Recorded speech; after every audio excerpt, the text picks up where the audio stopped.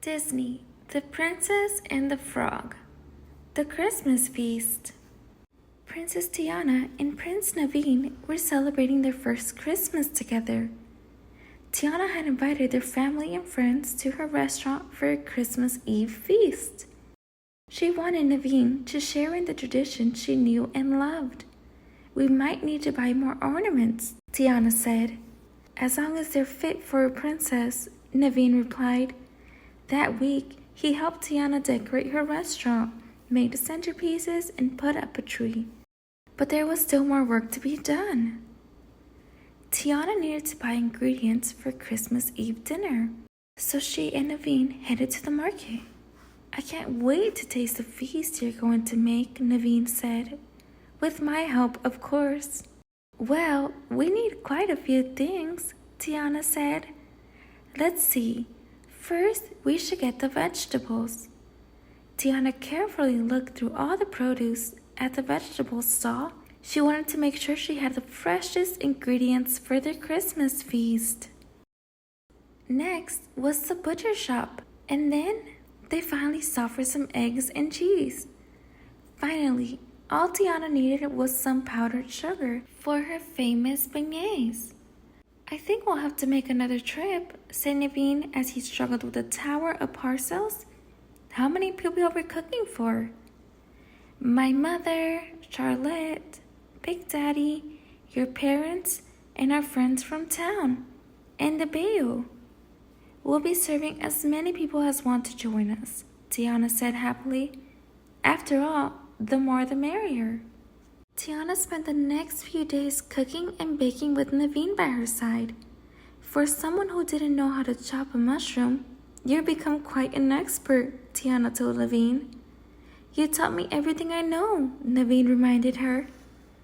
When darkness fell on Christmas Eve, all the food for the banquet was finally ready. "Before our guests arrive, I have a surprise for you," Tiana announced, handing Naveen his coat. "Where are we going?" he asked. "You'll find out soon enough," Tiana answered mysteriously. "Just a hint?" Naveen pleaded, but Tiana simply smiled silently. Tiana walked Naveen to the riverside, and together they paddled the canoe into the bayou. As they turned a corner, Naveen's surprise came to view. There were huge bonfires burning alongside the river. "The fires are for Papa Noel," Tiana explained. "So he can find his way in the sky?" asked Naveen.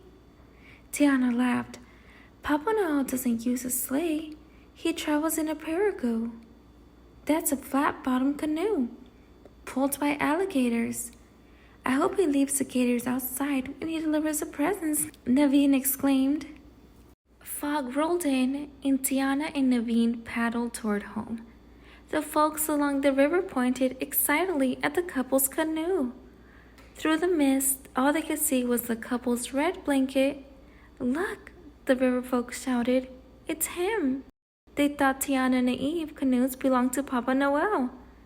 All around them, people jumped into their boats and paddled behind their canoe, hoping to catch a glimpse of the mysterious visitor. When the bayou folk paddled out of the fog, they found Tiana and Eve standing on the dock. "Have you seen Papa Noel?" someone asked.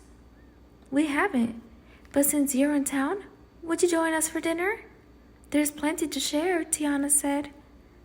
"Thank you," said one of the travelers. "I guess we don't mind if we do." By the time Tiana and Eve reached Tiana's palace, guests were starting to arrive. Tiana greeted Navee's parents and her mother, Edura. She welcomed her best friend, Charlotte, and her friend's father, Big Daddy LaBouffe. "Some of the guests were saying they saw Papa Noel on the river," Charlotte said. "Do you suppose that's him there?"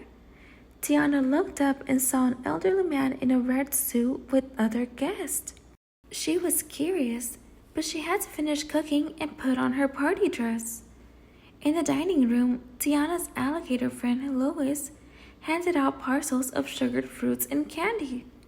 Each box was wrapped with shiny purple paper topped with a beautiful golden bow. One woman was especially excited to see Lois. It's one of Papa's Noel's alligator, the woman said. Louis gave her a wide, toothy smile. It was nice that none of the guests were afraid of him. Soon, Tiana and Naveen brought out the food. Dinner is served, Tiana announced. Everyone cheered when they saw the tables full of food. There were pots of Tiana's delicious gumbo, turkey with chestnuts, roasted ham, grits, yams, vegetables, and souffles. The guests heaped their plates high and dug in. Tiana smiled. There was nothing she liked better than her friends enjoying her cooking. Some of the guests ate second, third, and even fourth helpings. After everyone had eaten, Naveen and Louis played jazzy versions of their favorite Christmas carols. Tiana invited her guests to dance to the music. As the band finished off another toe-tapping tune, Tiana realized she had forgotten to serve dessert. Quickly, she ran to the kitchen and filled the cart with custards, cakes, and beignets. The cart was so full that Tiana could barely open the kitchen door. "Let me help you with that, my dear," said a white-bearded gentleman. He helped Tiana push the cart into the dining room. As Tiana ducked back into the kitchen, she realized the man looked just like Papa Noel. Tiana hurried back into the dining room, but the man had already vanished. Just then, Naveen walked up. "What a wonderful dinner," he exclaimed. "The food, the music, the people, it's all so wonderful. It is Christmas times in New Orleans." Then Tiana spotted the man in the red suit. "Do you think that's Papa Noel?" Before Tiana could investigate, Naveen led her onto the dance floor. "Stranger things have happened," he said. Tiana grinned. She was delighted that Naveen's first New Orleans Christmas was going so well. For her, that was magic enough.